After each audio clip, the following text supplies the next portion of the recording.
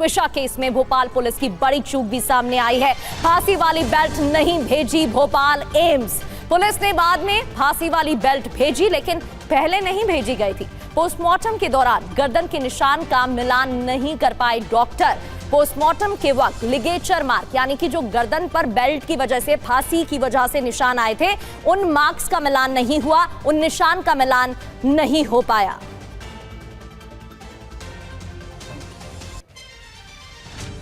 तो ट्विशा शर्मा के लिए इंसाफ की मांग की जा रही है, परिजनों की तरफ से लगातार मांग की जा रही है। लेकिन अब ये समझते हैं कि हुआ क्या था। दिसंबर 2025 शादी.com से समर्थ सिंह से शादी हुई ट्विशा शर्मा की।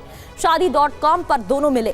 ट्विशा के ससुराल पक्ष पर प्रताड़ना का आरोप अप्रैल 2026 में परिजनों की तरफ से लगाया गया।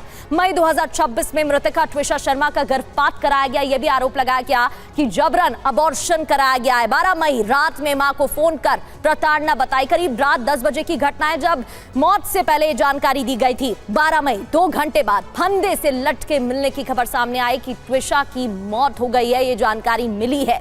14 मई सोना में मेजर भाई के प्रास के बाद एफआईआर दर्ज, माफ कीजिए, सेना में मेजर भाई के प्रास के बाद ये पूरा मामला सामने आया। जब भाई ने बात कही तब इस मामले में एफआईआर दर्ज हुई। कोर्ट ने अभियुक्त सास को अग्रिम जमानत दे दी। 16 मई की यह घटना जिस पर भी सवाल खड़े हो रहे हैं कि आखिर सास को जमानत क्यों मिली है। माता पिता का सीएम हाउस के बाहर धरना देना, जिसकी तस्वीरें सामने आई, ये 17 मई की बात है। धरना दिया गया जिस पर भी सवाल उठे। 17 मई को ही रात की घटना जब मुख्यमंत्री मोहन यादव ने एसआईटी का गठन किया और जल्द से जल्द मामले में जांच करने की बात कही। 17 मई दिल्ली एम्स में दोबारा पोस्टमार्टम को मंजूरी मिली। अब यह भी जान लेते हैं कि ट्विशा की मां की तरफ से क्या कहा जा रहा है। ट्विशा की मां ने ससुराल पक्ष पर क्या आरोप लगाए हैं, सुनिए। रात को 10:05 में मेरे पास फोन आया है, रो रही थी, मम्मी आप आ जाओ, मैं बहुत परेशान हूँ। पीछे से समर्थ सिंह की आवाज़ आई है जोर से, मेरा फ़ोन कट हो गया। मैं फ़ोन कर रही हूँ बार बार, समर्थ को भी मैंने फ़ोन किया, किसी ने भी फ़ोन नहीं उठाया। उसकी माँ को फ़ोन किया है मैंने, गिरी वाला को फ़ोन किया है, वो भी नहीं उठाया। फिर दूसरी बार उन्होंने फ़ोन उठाया, फिर दूसरी बार फ़ोन उठा के बस मेरे को इतना सुनाई आया कि आपस में क्या बात हो रही थी, पल्स है। फिर एकदम फ़ोन कट गया। फिर थोड़ी देर बार मैं पल्स है, इसका मतलब मेरी बेटी कुछ हुआ है। मेरी एकदम चीख निकल गई, वहाँ से फ़ोन कट गया। मैंने अपने हस्बैंड को बताया, जल्दी चलो कुछ हुआ है वहाँ पे। तो फिर थोड़ी देर फ़ोन किया मेरी बहू ने, क्या हुआ, क्योंकि मेरे से तो बात नहीं हो रही थी, मैं रोने में लग रही थी। तो मेरी बहू ने फ़ोन उठाया तो बोली डॉक्टर ने बोला है सी इज़ नो मोर, कोई घबराहट नहीं, कुछ भी नहीं, हाँ सी इज़ नो मोर, बस कुछ नहीं। फिर कुछ नहीं हुआ, सी इज़ नो मोर बोल दिया, वो तो चली गई। ट्विशा की मां को आप सुन रहे थे। 12 मई से लेकर 18 मई तक के बीच क्या हुआ, ये पूरी टाइमलाइन आपको बता रहे थे। ट्विशा की मौत से पहले क्या क्या अब तक हुआ है। शुभम गुप्ता हमें ज्वाइन कर चुके हैं, उनका रुख कर लेते हैं। शुभम, इस पूरे मामले पर मुख्यमंत्री मोहन यादव की तरफ से एसआईटी टीम का गठन किया गया है। टीम ने जांच शुरू कर दी है, क्या कुछ सामने आया है, क्योंकि परिजनों की तरफ से कई गंभीर आरोप लगाए जा रहे हैं।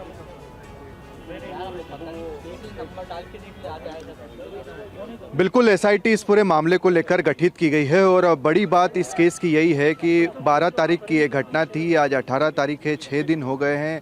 ट्विशा का पार्थिव शरीर आज भी एम्स में रखा हुआ है, पोस्टमार्टम हो चुका है। परिवार मांग कर रहा है कि एम्स में पोस्टमार्टम जो है वो दिल्ली एम्स में होना चाहिए और इसको लेकर जो गंभीर आरोप लगाए गए हैं, पुलिस की भी इसमें चूक हमें देखने को मिली है। पुलिस की सबसे बड़ी चूक आप देखिए कि जिस जगह से या कहें कि जिस चीज़ से फांसी लगाई गई और ये बताया गया कि डॉग का जो पट्टा होता है उससे फांसी लगाई गई। अब यहाँ पर क्या होना चाहिए था कि पुलिस को भी उस पट्टे को लेकर जाना चाहिए था, फॉरेंसिक में दिया जाता, उसके बाद जांच होती, पुष्टि होती कि हाँ इसी बेल्ट से ट्विशा की मौत हुई है। मगर ये सब चीज़ें नहीं हुई। पुलिस ने उस बेल्ट को, उस पट्टे को घर पर ही छोड़ दिया। कल शाम को पुलिस ने उसे बरामद किया और अब जाकर उसे सौंपा है। तो ये एक बड़ी लापरवाही जिसको लेकर परिवार भी आरोप लगा रहा है कि आखिरकार जिस चीज़ से आप पुलिस कह रही है कि सुसाइड हुआ और वही चीज़ जो है वो सबसे बड़ा सबूत होती है, वो एक तरह से नहीं रखा गया। दूसरी सबसे बड़ी चीज़ कि आज तक